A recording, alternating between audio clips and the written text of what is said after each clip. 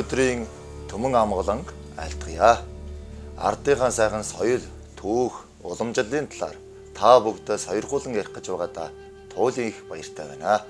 Ингээд миний ярих зүйлийг маань хичээнгүүлэн сонсож, аж ахуй амьдрал, ажил үйлсэндээ хэрэг дүшиг болгож, хожмоо үр хөвгтөө хишиглүүлэн арвжуулж, сургаж, айлтгаж явахын үлзий үеийн болоосой гэсэн үндсэн дээрээс түүх сайхан ардынхаа өргөхөр айл гэрийн үлзий үеийн болж сайн үеийн ерөөл үеийн болсон ёсцог үе заяыг уламжлалаас та бүгдээ би толдон сойрхуулан сайхан ярьж өгье.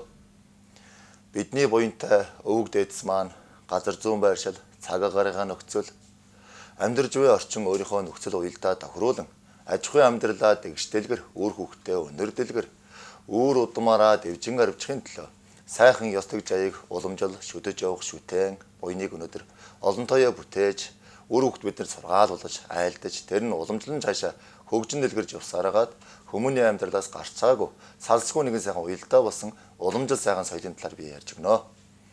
Түүхийн хэцүү үеийг чөлт туулаад өдгөө бидний амьдралд бишрэн шүтэгдээд шүтэгдсэн нь гайхамшиг нь мэдрэгдэж буй тийм олон зүйл бидэрт маш их байдаг үлээ. Тэр зүйлийн маань томоохон нэг хэсэг болох өнөөдөр миний ярих зүйлийн эхлэл бол ягаргүй та бүгд өнөөдөр даллаганы утын талаар дэлгэрэнгүй сайхан тайлбарлан ярьж өгөх гэсэн юм аа. Монголын маш их олон айлууд үр хүүхэд эдөө инаар илбэг, ажил үйлс нь өөдрөг, орлого ашигн тогтоод, идээлгэр үеэр үлзийтэй байхын төлөө бэлэгдэн сайхан шүтэж, хоймрлон сайхан залж явдаг мөртлөө энэ сайхан уутыг хэрхэн гэртээ бүтээлгдэг юм бэ? Яаж ашигладаг юм бэ? Ямар байлгах ёстой? Дотор нь юу орж болдог? Юу орж болдгоо вэ? Хожим миннээсээ би хишиг түгээж үр хүүхдээ өгөх үлзий буян өнгөний шин чанар зарчмуудыг ер нь жоохон бага мэддэг юм да. Тэгэхээр энийг л би та бүгдээ ярих гэсэн. Ярдгийн маань ер нь ойлгомжтой дөө. Олон айлууд даллаганы утаа мөртлөө энэ сайхан уутыг одоо их сайхан уран бүтээлч, сайхан гандангийн маань урдуур дэлгүүрөөд дэлгүүр гарчаанаас л өнөөдөр авч байгаа. Гэвч Монголд үйлдвэрлэсэн ямар хажуудаа ямар хэрэглээний заавар, тухайн нэг авч явах агуулмж, санамжийг нь ямар дагуулсан юм дагуулах биш. Тэгээд олон ярианаас сонсоол нэг юм сайхан уут аваад тэгээд даллага ахуулаад нэг боо бичэнчгэр хийгээл тавьчихдаг. За одоо ингээл болоо юм шиг л бодоол ингээ явж идэг. Гэвч тийм биш үү дээ. Энэ чинь тийм мохор шүшгээрээд гэж хандваас хишиг буян танд үл дэлгэрнэ. Харин эндээс ухан мэдэж яваад амьдрал ахудаа зөв төшгөлж явах юм бол хөлс хөдөлмөрийн буян болсон эд үеийн чинь тогтоод таны аж ахуй амьдрал чинь төшиг буян болоод ирнэ шүү дээ. Тэгэхээр нэгдүгээр энийг сайхан эхлээд анх үүсгэнэ гэж байгаа. Тэгэхээр бид нар бол ижээ аавын үр удам. Ижээ аваасаа өв галголомтой өвлөн авч, хишиг үнийг нь дастан авч, өөрийн айл гэр галголомтой үүсгдэг жамтай. Тэгэхээр үр хүүхэдтэй өнөөдөр тусгаарлан айл гэр гаргаж өгч байгаа бол бас хишиг үеийнэ түгэж өгдөг жамтай байсан Монгол. Тэгэхээр та одоо шинэ таны том банд айл өргөр болоод тустаа гарлаа гэхэд энэ сайхан уутнаасаа шинэ уут аваад энэ сайхан өөрийнхөө хуучин хэдэн жилээ хураасан буянтай хишиг уутнаасаа ингэж аваад шинэ уутанд нь хийж зай болгож. За тэгээд зай гэхлээр бас та бүгд ойлгомжгүй санагдах байх. Би тэгэхээр орчин үеийн хүмүүсийн хэллэгээр зурсан шүншгийн зүйлээгээ та бүгдээ бас их энгийн бөгөөд орчин цагийн хэллэгээр ярьж өгч байгаа учраас их жоохон энгийн хэллэгээр их оршихгүйгээр сайхан товчхон бөгөөд тод сайхан ярьж өгье. Тэгэхээр ижээ аавынхаа даллаганы утнаас хишиг авдаг юм байна.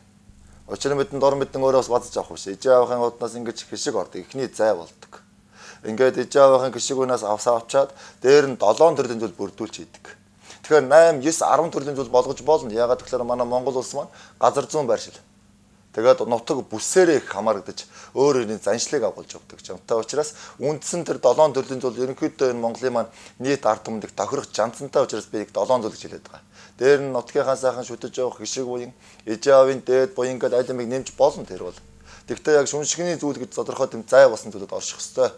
Тэгэхээр ингээд эхний удаадаа хамгийн түрүүж ижээ аавынхаа сайхан даллагнуудаас хишиг буян хийчээд за дараа нь өөрийн буян болохын 9 эрдэнэ ордог юм да. Энэ одоо монголчууд бүгдээрээ мэдэн сайхан 9 эрдэнэ. Энэ 9 эрдэнэ маань одоо оригинал гэж одоо хэлдэг юм да. Тэгээ бидний орчин цагийн хэлээр жинхэнэ хуурамч гэсэн хоёр шинжээр л багш. Болж игэл жинхнийг нь бүрдүүлээд хийчихэл бас тодорхой 9 эрдэнэ шин гişиг гэж байдаг. Эрдэнийн буян гэж байдаг. Тэр их оршдог юм аа. Хоёр дэх сайхан зүйл бий. Энэ бол Монголдо ярих бэлэгдэн шүтдэг. Ер нь энэ бэлэгдлийн шидтэй эдийг арвжруулж нэр алдрын буян авчирж ирэх чадaltaй шид үеийн тодорсон мундаг сайхан үрэл. Энэ гурван үрлийг бол бэлэгдээд илүү хэдэг аваад ингээ эд буян арвжуулдаг, нэр алдрын хишиг үеийн дэлгэрүүлдэг, үлзий шидэн тодорсон учраас илүү хэдэг аваад бас нэг авдар самны хойроод бас нэг хоймордоо тоондоо гэсэн хаддаг уяа сайхан уяад бас нэг илүү өөрийнхөө байшин савынхаа шав суурандаа гэд ингээд аваа явжвал их бэлэгдэл буян нэг сайхан уучраас илүү идэг авчихад муу юм юу аах вэ? Тэгэхээр одоо би цаахан нэрийн хэлээ л да энэ гурван том үрлийг нь жавра, авра, савра гэдэг нэртэй. Дээд заяаны гэж явдаг. За энэ гурван жижиг үрлийг нь болохоор доод заяаны үрл буюу бар үр, ар үр, жүр үр гэдэг нэртэй. Тэгэхээр жүр үр гэдэг нэг сайхан танил нэр сонсогдож байгаа.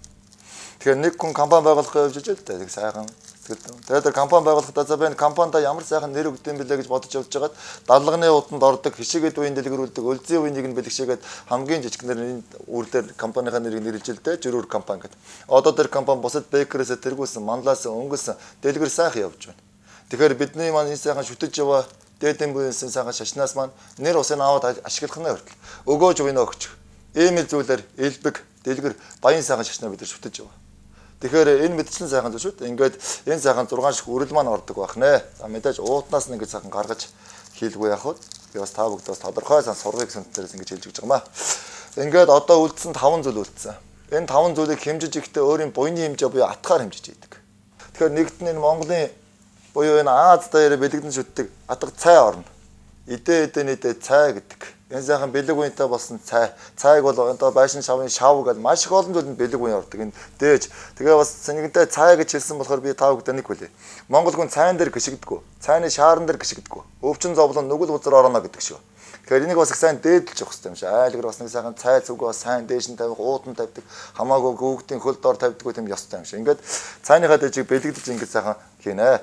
За хоёрт нь одоо энэ доторх зүйлийг маань чанга бас нэг сайн чанартай, хүчтэй, бас нэг үйл дэлгэр байх нь бэлэгдээд энэ давс идэгээ. Бас нэг орчин цагийн ухаанаар би бодож үзсэн бас доторх зүйлээс муудахгүй бас нэг удаан хугацааны нас олон жил байх учраас бас бодолцож ордог байсан гэж бодоо гэж бодоод. Ингээс атга давс ордог байх нэ. За одоо барьцалдан дэлгэрэх, барин аривчхуй, хоорондын утга эв байх вэ? Мөн ариун чанарын бэлэг идэ болсон сайхан атга 10 гурал манаас ордог байх.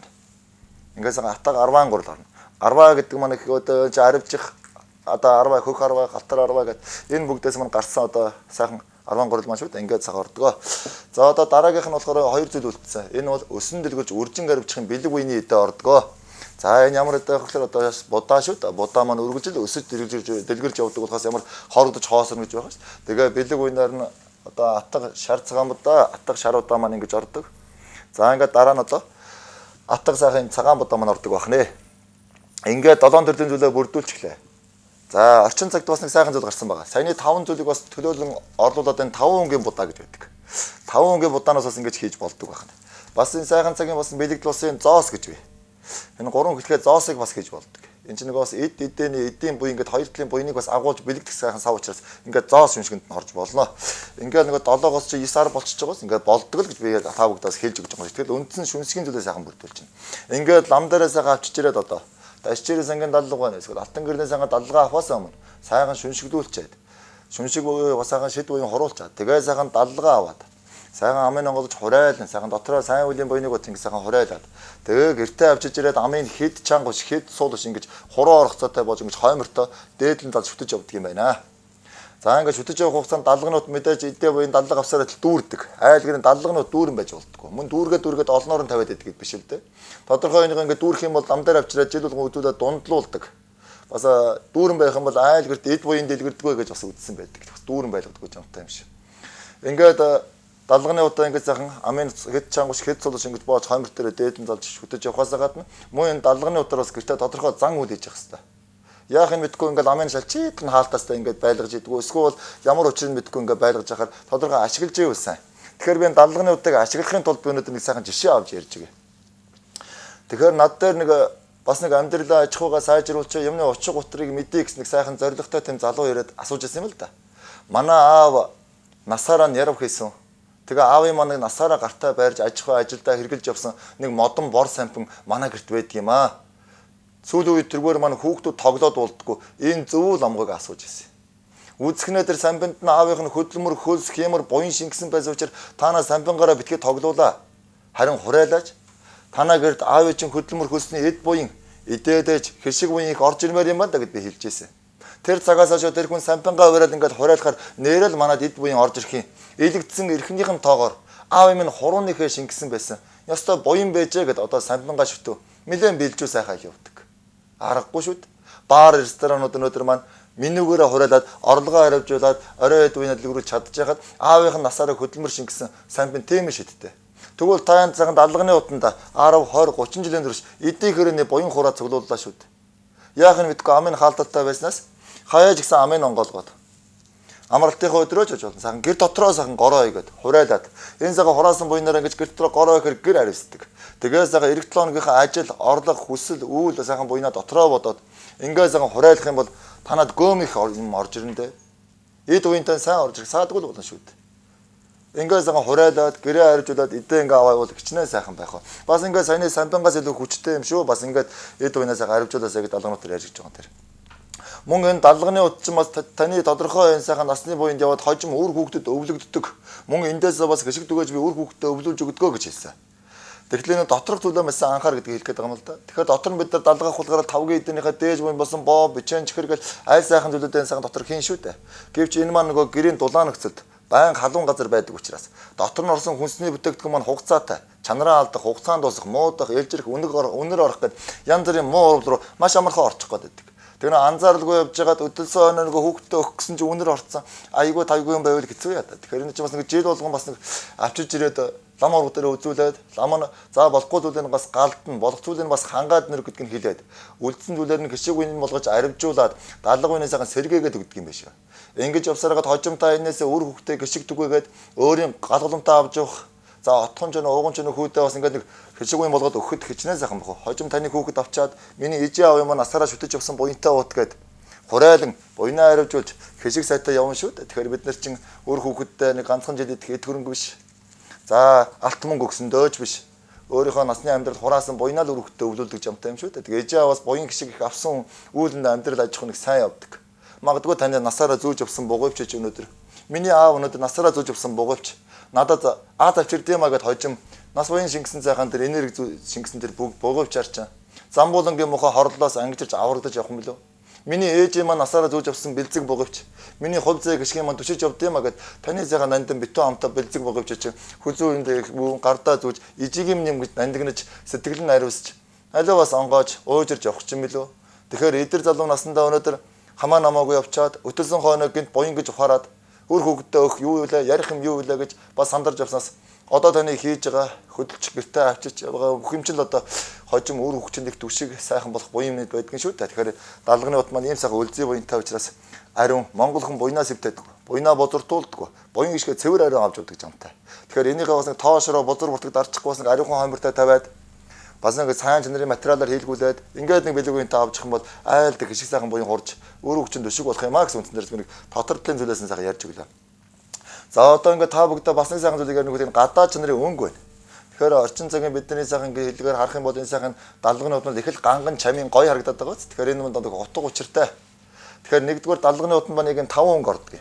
Энэ орж байгаа 5 өнгө маань утга учир юу гэхээр ертөнцийн эд буйныг бүтээгч бодит 5 мах хөдийн маань өнгө юм шүү дээ. Энэ нь гал, уус, мод, төмөр, шороо гэсэн 5 мах хөд бай. Энэ 5 мах хөдийн маань үндсэн 5 өнгө нь энэ 5 өнгө юм аа. Тэгэхээр энд хар өнгө ордоггүй. Хар утсаар ч ойдоггүй. Тэгэхээр хар өнгө ордоггүй учраас үгээр хар өнгөнд хишиг эдийн буян гэж байдаг. Бас буян сэвтэнэ хар өнгөний халгаа гэж ярьдаг. Тэгээ монголчууд маань их өнгөний бэлэгтэй хүмүүс л дээ. Энэ яасан сэтгэл сайхантай, цагаан сэтгэлтэй хүн байна. Энэ яасан шарлахуй, шар хүн бай. За энэстэй гэрийн цагаан амтан байна. Өө энэ ч яасаг хар дотортой юм гэж ярьдаг. Тэгэхээр хар өнгөний муу чанар их байдаг учраас ингэж бэлэг буян гişгэндээ оруулдаг юм байна шүү. За энэ 5 өнгө дотор ялангуяа нэг бэлэгдэд сайхан нэг зүйлийг хэлье гэж ярьж байгаа нь юу гэхээр энэ ногоон өнгө. Ногоон өнгө нь бидний амьдарч байгаа замбуулан төв маань ганц хишиг үеинтэй өнгө юм шүү дээ. Тэгэхээр ногоон өнгөнд 5 өнгө багтсан байдаг учраас бас бод өнгө гэж явдаг. Тэгэхээр их олон өнгөийг биендээ шингээс уучраас дээр үед ялангуяа манай эмээ их ярьдаг байсан. Ногоон өнгөнд дээлэг эдэр залуу хүмүүсдэггүй. Эдийн тоо эд үеийн барагдана гэд. Настай хүний өнгөө гэд. Настай мустангууд маань голдуу ногоон өнгөнд дээлэр бас чамж ус юм байна гэж үдээ. Тэгэхээр ногоон өнгөөр бэлэгдэж өнөөдөр маш олон зүйлийн эд бүтээгдэхүүнүүд бүтээгдсэн байдаг шүү дээ. Ногоон өнгөний харивжин, дэлгэрэх, өсөх гэсэн сайхан буйныг нь агуулмжийг анхаарад. Тэгэхээр энэ мөнгөний цэпнүүд голдуу дандаа ногоон өнгөтэй байдаг. Бид нар долларыг ногоон гэд дууддаг. Гэхдээ энэ Монгол мөнгөний чинь 510-д 20-т 20 мянгад. Гэхдээ дээр үе нь 20 150 хүртэл ном ногоон өнгөтэй бас дэвсгэртэн. Гэхдээ дээр энэ ялангуяа замбууд л гэдэг ургаж байгаа нь өвс ургамал мод ургамлын хүртэл ном ногоон өнгөтэй. Ногоон өнгөтэй байхцмаар шимт хижээлтэй гэж байдаг. Тэгэхээр даллагны уутны маань суур байдгүй улан үртэл юм ном ногоон байдаг. Тэгэхээр энэ дээрээс хараад та бүгд эн чинь бас нэг шав суур нь бас юм ногоон байд юм байх шүү. Юмны шавг шиг ногоон байвас арвчих юм байх шүү гэж мэдэж авангуудаа нэг сайхан өөрийнхөө амьдрал ахыгаа дэмжүүлэх нэг байшин сав хаус барьж байгаа бол тэрнийхээ нэг шав суурийн ногоон гэсэн харуулад мөн гэртээ та нэг хөл хөдөлмөрийнхаа буйныг хураасан эд мөнгө тогтоод нэг сав байдаг бол ногооноор өгөө ядлаг дотор нэг ногоон онгийн хадаг жоохон дэвсээ төхөр буйн арвжаад идэл гэрх орж ирсэн өөрөө чинь хөлс буйны чинь мөнгө тогтох нь илүү сайн байна гэсэн үг. Бид нар өнөөдөр лам өөрийнхөө сайхан хувраг багш дээр очиод за хувраг багшаа би нэг сайхан машин авах гэсэн юм аа. Энэ машиныг надад таарж ийн үгүй юу гэд асуудаг. Тэгсэн мөртлөө машиныхаа унааныхаа өнгийг асуугаад байгаа мөртлөө надад ямар өнгө ээлтэй байд юм бол манай гэрт ямар өнгө их голчож байвал гэрийн амгалан хувьцаа гიშиг байх уу? Ямар өнгийг би их дээдлж бас миний үүсэх өөдөө байх уу гэдгийг асуудаггүй. Буруу өнгийн машин унахаар жоохон зарга аваар осол жоохон илбэг байна да. Тэгвэл буруу өнгийг гэртээ байрлуулад буруу өнгийг өөрийнхөө жоохон дэрсүү талын юмыг өөртөө хэрэглээд байвал тэр хүн үүсэх хэцүү шүү дээ. Тэгэхээр бас тодорхой энийг бас өнгөний утгаа сайхан бодоод ингээ авч ивэл сайн. Тэгэхээр энэ далганууд нар сайхан 8 дахил байгаа. Тэгэхээр 8 дахлыг өнөөдөр бас хүмүүс учир жанцсан үйл нь жоохон бага ойлгоод 8 үйл ингээл зэрэгцээгээл 8 үйл ингээл шүтэл бэлэг үе ингэж боддог зөөвөл дөө энэ бол. Тэгэхдээ 8 дахил маань 8-аа утга жанцсан учиртай их сайхан юм шүү дээ. Одоо энэ сайхан одоо үлзийхэ, лава, жанцоо, хорол ингээ арга билгийн маань сайхан загсууд маань байна. Тухайн энэ нөгөө хүний үүлийн амьдралын 8 шинжийг агуулсан байгаа л да. Энэ дээрээс тулгуурлаад одоо чинь манай удмынх нь голдуу манай удмаас чинь ямар мэрэгжлийн хүн төрөөд байна. Манай удам чинь ямар их мэрэгжлийн хүн их гоцгоод одоо дээд төрийн шагнал хүрсэн тийм сайхан хүн байдаг л гэд тэр сайхан хүний мэрэгжил ахуй үйл зан үйл энэ 8 дахилдаг шингүүстэй байдаг л гэж би бододгийн. Одоо чинь танаа гэрдх урлагийн их дуу хоо хөгжмөг сонирхдаг тийм их авьяаслаг тийм хүмүүс их байдаг бол энэ ялангуяа энэ лаваг одоо 8 дахилын лаваага илүү гочлон сайхан дээдлээ сайхан шүтчих юм бол илүү л бас төгс одоо өр хөвгөд хожим үргэлжлэн дэлгэрч удам зэ дасрахгүй бат мөнгөд эргэлдэхийн үлзий үеийн босын үлзийг хийгээд дээдлэн шүтэж болно. Энэ сайхан гიშиг нөмөр төрийн гიშиг буян дор байханд бол жан цоогоо за хорлоо ингээд сайхан арга билгээ ингээд энийгээ сайхан шүтэж ингээд дээдлж болдог байна. Энэ мэтлэн цаашаа хүний үүлийн төрөл хүний үүлийн шинж маш олон учраас тодорхой нэг 8 үлэнгийн яг тэр тийм жилтэй хүн ингэж үтээ тэр жилтэй хүн ингэж үтэхээр бас жоохон туйшрал болдог. Тэр чинь жилээрээ биш тухайн удмын мэрэгжлийн үйл ингэж сайхан гарах учраас сайхан одоо хуурга багшаас өшөө ухаж мэдээд сурах хэрэгтэй. Миний та бүгдээ энэ хичээнгүйлэн зааж өгөө. Зарим нэгэн зүйлийг хэлээ гэдэг санааны маань учрыг өгөхлөөр надад нэг сэтгэлийн нэг жоохон гурван бодол өрнөсөн төмөн ардаа үйлчилж явах хугацаанд Монголын ухаанаас зовлон дэлгэр мө мэдгүй чадахгүй харгаа гэдэг бол ядуу байх үндэс. Харин юмыг өнөөдөр анзааралгүй сайхан сурж мэдэж авч өөрийн сэтгэл оюухандаа тогтоон бодож дэлгэрүүлж явна гэдэг бол өсөн дэлгэрж үүлэн бүтээж аривчхын жагаанд шин шимтүүд. За Монголын ухаан гэдэг бол одоо сэтгэл санаа их монхог хүний үг авдаггүй. Бие тоосон, дүрсгээ ууралждаг, адгуу, эдээ юм жоохон шунж авахыг хэлнэ. Энэ хүний эргэн тойрон зовлон үр дасрахгүй шүү дээ. За мэдхгүй байна гэдэг бол одоо харалгын ядуу байхын үндэс шүү дээ. Одоо энэ бол харин мэдэж сурж авна гэдэг юм сайхан. Тэгэхээр энэ залуу насндаа, эдэр насндаа, өдлөг насндаа ч ихгүй аливаа ямыг сурж хожим сурсан чинээгээр үр хүүхдэд өвлүүлж бидэрт өв хариуцлага бий. Монголынхаа сайхан түүх соёлыг бид нар энэ цагийн бид нар сурж аваад хожим үр хүүхдэд өвлүүлэх бидэрт үн хариуцлага бий. Тэрнээс өнөөдөр буруутгаж муулчаад өөрөө шинийг зохион бүтээх цаг биш ээ. Их түүхийнхаа өв соёлоор бид нар тулгуураа хийхгүй бол энэ сайхан уламжилт ардын ёс тэгжээр бид нар өнөөдөр орон гэрийнхаа суур дүшиг буйнаа хийхгүйгээр данган зөөрийн бид нар үйлдэх хийнэ гэдэг ч юм бол хэцүү юм шүү дээ.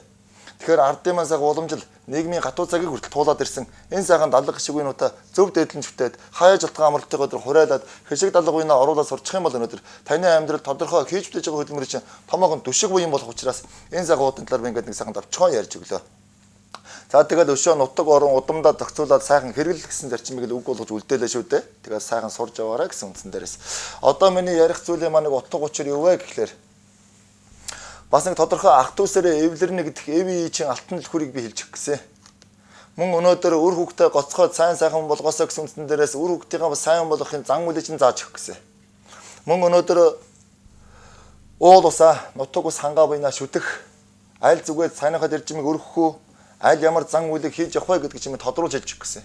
Бас нэг сайхан лам хувраг дээр очиод даллаг гიშиг буйнаа дуудуулсан бол нэг зөв үедээ буйнаа зөв барих ажил буйнаа бас нэг зөв тохинулан авч явах. Бас нэг ламынхаа гიშиг уншуулж байгаа хуврагынхаа бас нэг номын гიშиг буйныг хүндэтгээд бас нэг сайхан даллаг эдээ буйнаа зөв засах энэ арга буйныг чинь би одоо хэлж өгөх гээд байгаа юм шүү дээ. Тэгэхээр монголчуудын маань сүүлийн үед хувраг ламнууд дээр очиод сайхан хурал номоо уншуулад эцэст сайхан даллаг буйнаа авгуулж байгаа нь сайхан харагдаг л та. Гэхдээ эдээ буйнаа засаж байгаа тавг эдээ буйн жоохон сэтгэл жоохон сэтгэгчүү ер нь жоохон шүүмжлээ хилчмээр санагдал төрөөсөн учраас би нэг ярьж байгаа. Ихэнх хүмүүс одоо ингээл лам урдаар ирэхээр одоо нэг 2 дугаар холныхоо тавган дээр 1 дугаар холныхоо аяган дээр за хүмүүс амсуулдаг гэрийн гүйлгээ тавган дээр гоо тэр өдгөө бүр доширакны савнд гэлгөр уутанд гоо нэг тааган дээр ингээл аль олдсон юм дээр цаад аваад ирхий. Тэгээ лам авраг маань ч бас тодорхой тэр хүний ажил завыг хүндэтгээд тэр эдээ буйнд нь бариулж агаад тэр тавган дээр даширакны савнд нь бариулж агаад 70 буйны нэгээс аваад өгдөг л дөө. Гэвч тэр сайхан хэдэн мянган жилийн буянтай буурлуудын маань уншиж байсан ерөөл сайхан номын буйныг тэр сайхан эдээ буйндаа шингээж авчаад маргаашаас нь өгөөсгсөн гаргасан одоо болиулсан барсан тийм зам үйл хийгээд хэлдэг. Одоо жишээ нь тэр 2 дугаар олныхоо тавгийг хөмрүүлээ гэртээ аячихдаг. 1 дугаар олныхоо махан аяганд тэр 1 дугаар олныхоо аяганд махан оолыг гэдэж идэг. Мах арх бариулж даллага авдаг ёсон байхгүй. Энэ ялангуяа даллагын маань ганц ерөөлийн эзэн бол одоо баян намсрын бурхан шүү дээ.